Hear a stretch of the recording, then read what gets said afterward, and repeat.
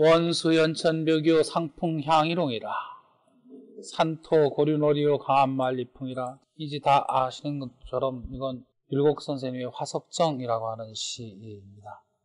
7세에 지셨다든가 8세에 지셨다든가 하는 유명한 구절 가운데 원래 이게 8구인데 그 가운데 이제 4구절을 따로 뽑아서 저기 한 것이다.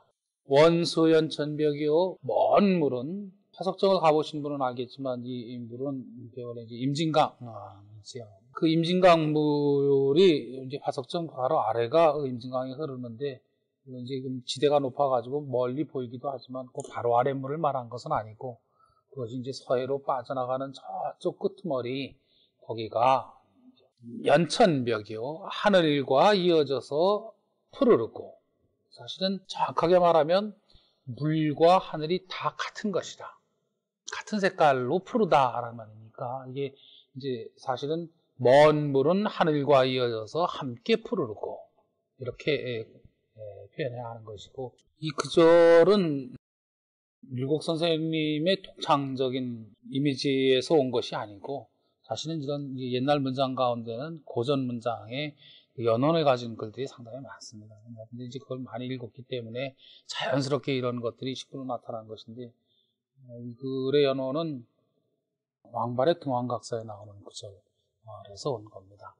왕발의 등왕각사에 보면은 낙하는요 고목으로 제비하고 추수는 공장천으로 일색이라 하는 그 아주 유명한 구절이 있는데, 떨어지는 안개, 강으로 이렇게 내려오는 안개는 이게 흰색인데 하얀 따오기가 있거든요. 따오기도 하얀색인데 이 흰색 따오기, 외로운 따오기와 더불어서 함께 나르고, 추수는 가을물은 장천 먼 저 끝에 있는 하늘과 더불어서 함께 부르다 하는 그 유명한 구절에서 이 구절에 지금 이미지가 온 겁니다.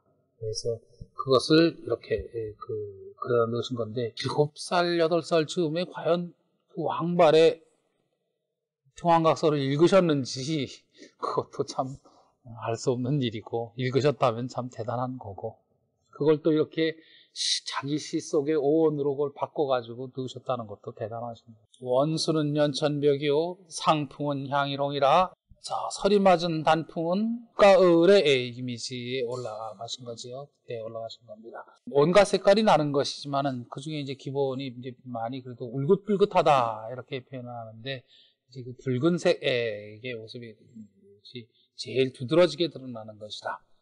그것이 향일이라고 하는 것은 태양을 향해서 붉게 빛나도다 하는 뜻입니다. 빨갛다라고 하는 표현보다는 그 햇살을 받아가지고 붉은색이 아주 선명하게 반짝반짝하는 그 모습. 앞에 것도 그렇지만은 원래 이 왕발의 그 시는 옛날 그 원장들로서 얘기할 때는 이른바 동색 대비라고 하는 거거든요.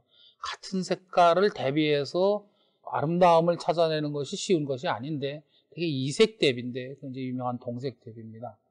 낙하고목이 동색 대비고 추수하고 장천이 그 동색 대비예요. 이미지를 그대로 땄지만 색은 여기서는 좀 바뀌었습니다.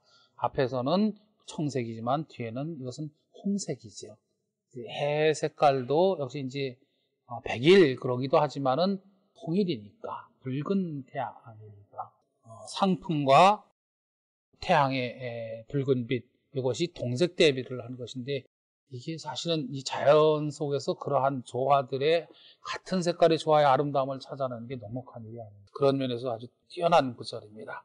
원수는 연천벽이요 상풍은 향이롱이라. 먼 물은 가을물이죠. 역시 가을, 푸른 가을 하늘과 이어져서 함께 부르고, 상설이 맞은 단풍이 빨갛게 물들었는데 그 빨갛게 울긋불긋 피어난 단풍이 가을 햇살을 받아서 선명한 가을 햇살을 받아가지고 거기서 더욱 그 붉게 타오르는 듯한 그런 모습을 보여주는 그 경관을 읊은 겁니다.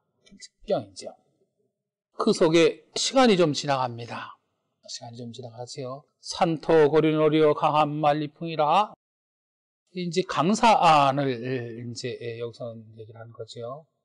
강과 산을 노래한 것인데, 산토 고륜오리요, 산은 저 동쪽에서 고륜오리요, 토라고 하는 것은 이제 대체로 입구자가 들어가니까 입과 관계된 의미를 갖는 거고, 입에서 주로 음식물이 바깥으로 나오는 것을 토, 음식물이 안으로 들어가는 걸 탄. 대표적인 말이 이제 나왔을 때 감탄고토. 달면 삼키고 쓰면 뱉는다 하는 이 염량세 대모습을 표현할 때 이제 탄토 이걸 씁니다. 반면에 이제 들어가는 게 이런 그 고체 음식물이 아니라 기체일 경우에는 들어가는 건 나가는 건 호, 이제 호흡이라고 하는데 역시 전부 다 입이 주 기능이기 때문에 입구자를 써서 그걸 표현을 합니다.